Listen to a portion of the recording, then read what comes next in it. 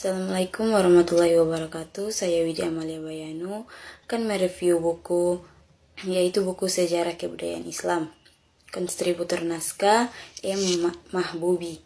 Penelaa Dr. Alimin Mesra MAG. Kategori Islam ISBN 978 979 8446 757. ISBN 978 602 293 0785. Terdapat 144 halaman. Harga tidak diperdagangkan. Tahun terbit 2015. Pendidikan Islam turut memiliki tanggung jawab moral dalam membentuk generasi cerdas dan sejahtera lahir batin, sebagaimana ditegaskan dalam visi Kementerian Agama Republik Indonesia. Upaya melahirkan generasi kafah tentu tidak sebentar, tidak mudah dan tidak asal-asalan, namun tidak mustahil dicapai. Pencapaian ultimate goal membentuk generasi kafah membutuhkan ikhtiar terencana, strategis, dan berkelanjutan. Baiklah, dalam buku Sejarah Kebudayaan Islam yang kita akan bahas pertama-tama yaitu masuknya Islam ke Nusantara. Seperti yang kita tahu bahwa Islam masuk ke Nusantara yaitu melalui perdagangan, perkawinan, pendidikan, tasawuf, dan kesenian. Islam juga masuk ke Indonesia melalui dua rute, yaitu rute utara dan rute selatan. Ada 3 teori yang menjelaskan mengenai masuknya Islam ke Indonesia, yakni teori Gujarat, teori Persia, dan teori Makkah.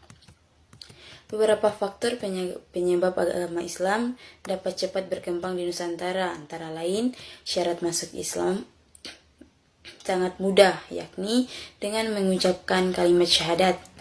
Upacara-upacara Islam sangat sederhana. Islam tidak mengenal sistem kasta. Islam menyebar di Indonesia disesuaikan dengan adat dan tradisi bangsa Indonesia. Dalam penyebarannya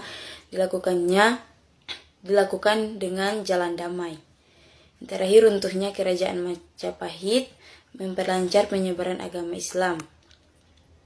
Terdapat juga kerajaan-kerajaan di Nusantara. Yang pertama, kerajaan Islam di Jawa. Ada kerajaan Demak, kerajaan Mataram Islam, kerajaan Islam Cirebon, dan kerajaan Islam di Banten. Yang kedua, kerajaan Islam di Sumatera.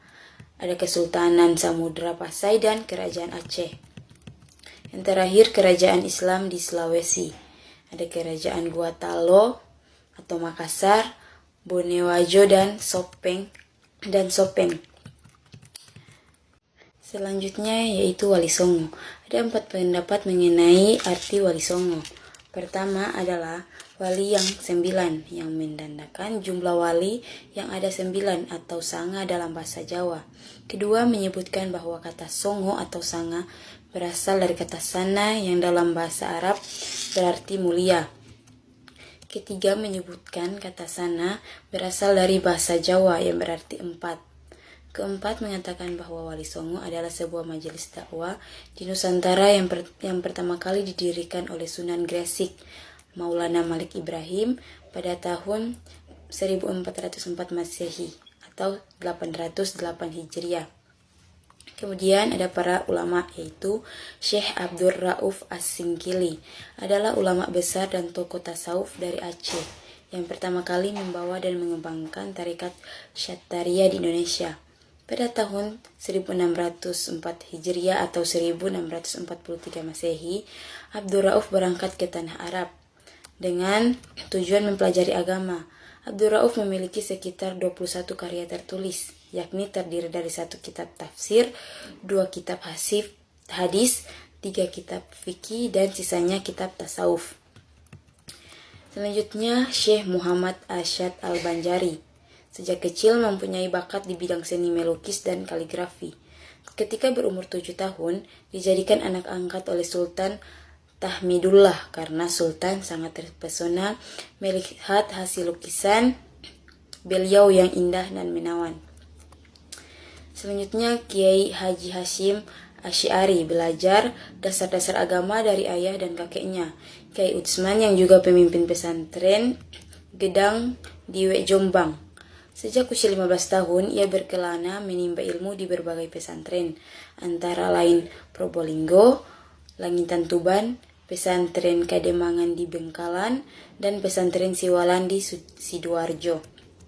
Selanjutnya, Kiai Haji Ahmad Dahlan mendirikan Persyarikatan Muhammadiyah pada 8 Zulhijjah 1330 Hijriah atau 18 November 1912. Semenjak didirikan Muhammadiyah, banyak bergerak di bidang pendidikan. Selain giat memberi pengajian kepada ibu-ibu dan anak-anak, ia juga mendirikan berbagai sekolah. Buku sejarah kebudayaan Islam juga membahas tentang budaya lokal Nusantara, tradisi Islam di Jawa, Sunda, Melayu, Bugis, Minang, dan juga di Madura. Buku sejarah kebudayaan Islam yang saya bahas ini digunakan oleh Madrasah Sanawiyah kelas 9. Baiklah, sekian dari saya. Mohon maaf bila ada kekurangan. Assalamualaikum warahmatullahi wabarakatuh.